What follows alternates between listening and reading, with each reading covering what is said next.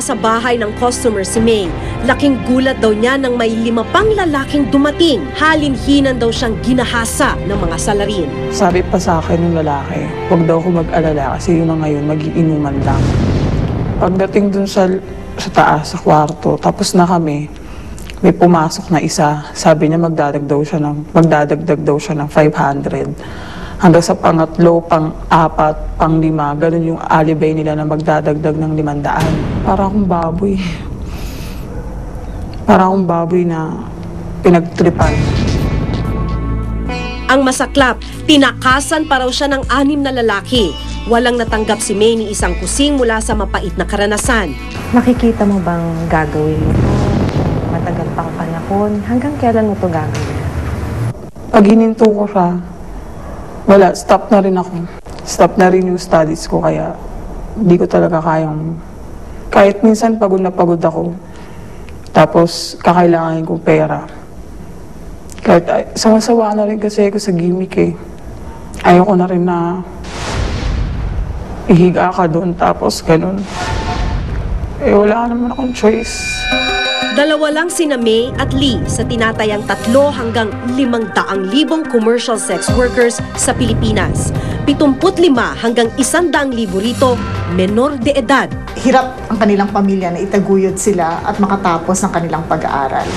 Kaya madalas din itong phenomenon ng pagpo-prostitute ay nangyayari tuwing magkakaroon ng examination o magkakaroon ng bayaran sa tuition fee kapag kasimula ng semestre. Paramihin pa yung scholarship sa kolehiyo o kaya sa vocational para nang sa ganon ang ating mga kabataan ngayon, which is pinakamalaking bahagi ng ating populasyon, ay magkaroon ng productive and fruitful engagement nang hindi sila mapunta dito sa mga maling pamamaraan ng paghahanap buhay. Pero ayon sa Coalition Against Trafficking in Women Asia Pacific o CATWAP, hindi raw palaging kahirapan ang dapat sisihin sa patuloy na pagdami ng mga estudyanteng napipilitang pasukin ang mundo ng prostitusyon. Isang mahalagang tingnan kung bakit ito tumatagal ay dahil doon sa mga maling solusyon din ng mga pamahalaan. Ang nangyayari kasi, ang patuloy na pinarurusahan ay yung biktima na. Yung mga babae na nalagay sa prostitusyon, sila pa rin ang hinuhuli, sila ang may stigma ng lipunan, sila ang tinitingnang madumi, mababa na mga tao. Pero yung mga nagbebenta sa kanila, yung nagbubugaw sa kanila, at kahit itong mga bumibili sa kanila, ay walang kaparusahan. Sa revised penal code, ang mga commercial sex workers ang nilalayong maparusahan. Ito ang gustong baguhin ng CATWAP. Isa sila sa mga nagtulak ng anti-prostitution bill. Naglalayo nitong maparusahan ang mga tumatayong pimp o bugaw, maging ang mga customer sa iligal na kalakaran. Pero matapos ang 9 na taon, nakabinbin pa rin ito sa Kongreso hanggang ngayon. Habang nakalutang pa rin ang batas kontra prostitusyon, tila pabata naman ang pabata ang mga nabibiktima nito. Tulad na lang ng 14 na taong gulang na dalagitang itatago natin sa pangalang Raysen. 3rd year high school siya ngayon sa isang pampublikong paaralan. Bukod sa kahirapan, pangungulila sa magulang ang itinuturing niyang ugat kung bakit maaga siyang napasok sa gawaing ito. 1 month pa lang po ako, namatay na po yung nanay ko. Tapos, natang 14 years old po ako, nag-asawa po papa ko ng bago. Hindi naman po kami magkasundo ng stepmother ko. Pinipilit ko pong hanapin yung nanay ko. Ang sabi po nila sa akin, patay na po. Pero wala silang may pakitang puntod.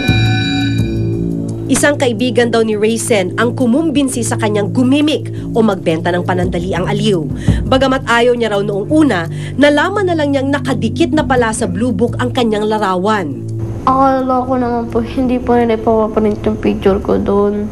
Eh sabi po nun may kukuhanin lang siya. Pinaprint niya po yung picture ko.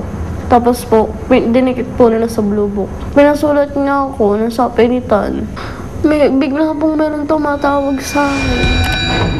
Dahil sa 2 hanggang 5,000 pisong kinikita ni Raysen kada customer, naengganyo na rin siyang ituloy ang pag-gimik. At sa kanyang murang edad na 14, nabuntis si Raysen. Pero hindi ito kinaya ng kanyang murang katawan. Bigla na lang po kasi akong binago nun eh. Kasi po, ang sabi po kasi sa akin nung nagpa-check up ako, mababa daw po mattress ko. Ayon pa sa CAT WAP, maililigtas daw sana sa bitag ng prostitusyon ang mga katulad ni Raisin kung sapat ang ginagawang pagbabantay ng mga pulis sa ganitong kalakaran.